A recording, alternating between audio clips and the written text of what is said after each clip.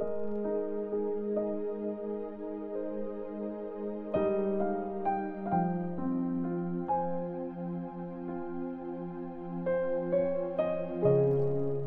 Timothy chapter 1. Dear Timothy, sana lagi mong nararamdaman na sobrang bait sa iyo ng Diyos Ama at ni Christ Jesus na Panginoon natin. Tanggapin mo ang awa at kapayapaang galing sa kanila. Para na kitang totoong anak kasi ako ang nag-lead sa iyo para magtiwala ka kay Christ. Galing ito kay Paul, apostol ako ni Christ Jesus dahil sa utos ng Diyos na ating Savior at Christ Jesus na pag-asa natin. Warning laban sa mga maling teachings. Sabi ko nga sa iyo nung papunta akong Macedonia, gusto ko mag-stay ka sa Ephesus para patigilin yung mga tao doon na nagtuturo ng mga maling teachings. Sabihin mo sa kanila na huwag na nilang ubusin ang oras nila sa mga alamat at mga napakahabang listahan ng mga ancestors. Kasi diyan nagsisimula ang mga away-away. Hindi nakakatulong ang mga yan para masunod ang plano ng Diyos na nalalaman lang pag may faith ang isang tao. Inuutos ko to para magmahalan kayo. Yung pagmamahal na galing sa tapat na puso, malinis na konsensya at totoong pagtitiwala sa Diyos. Yung ibang tao, hindi na nila iniisip ang mga bagay na ito. Naligaw na sila at napunta sa mga nonsense na usapan. Gusto nilang maging teachers ng batas ng Diyos pero di naman nila naiintindihan yung mga pinagsasabi nila o yung mga bagay na napaka-confident nilang tinuturo. Alam nating mabuti ang law kung ginagamit to ng tama. At syempre, dapat tandaan nating hindi ginawa ang mga batas para sa mga mabuting tao. Ginawa yun para sa mga walang kinikilalang batas at mga kriminal, sa mga hindi naniniwala sa Diyos at mga makasalanan, sa mga walang pakialam sa Diyos at bumabastos sa pangalan niya.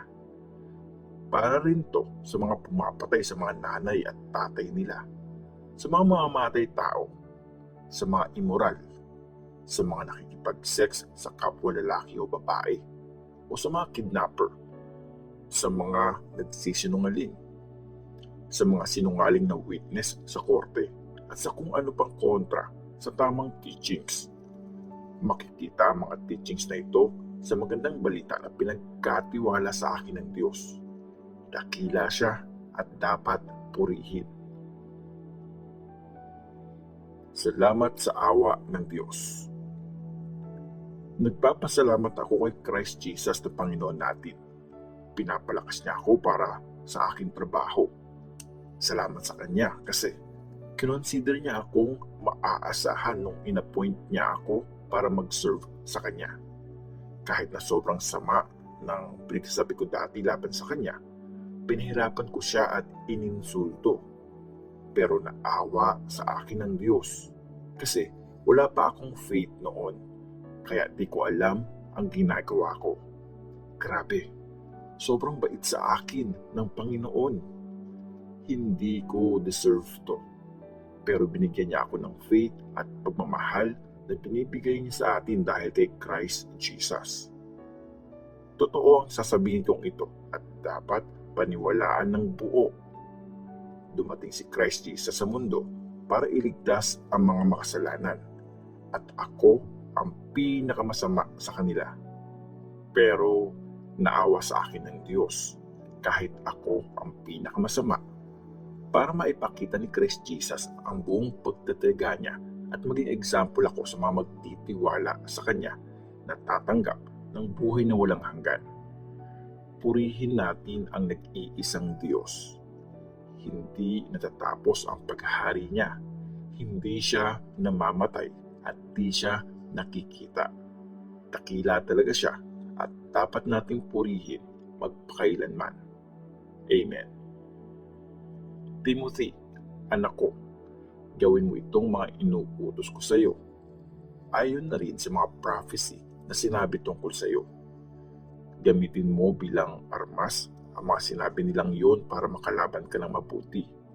Huwag kang mawalan ng faith at dapat laging malinis ang konsensya mo. May mga taong hindi nakinig sa konsensya nila, kaya nawasak ang faith nila. Example niyan sina Hymenaeus at Alexander. Pinaubaya ko na sila sa kapangyarihan ni Satan para matutunan nilang dapat tigilan na nila ang pagmabastos sa Diyos.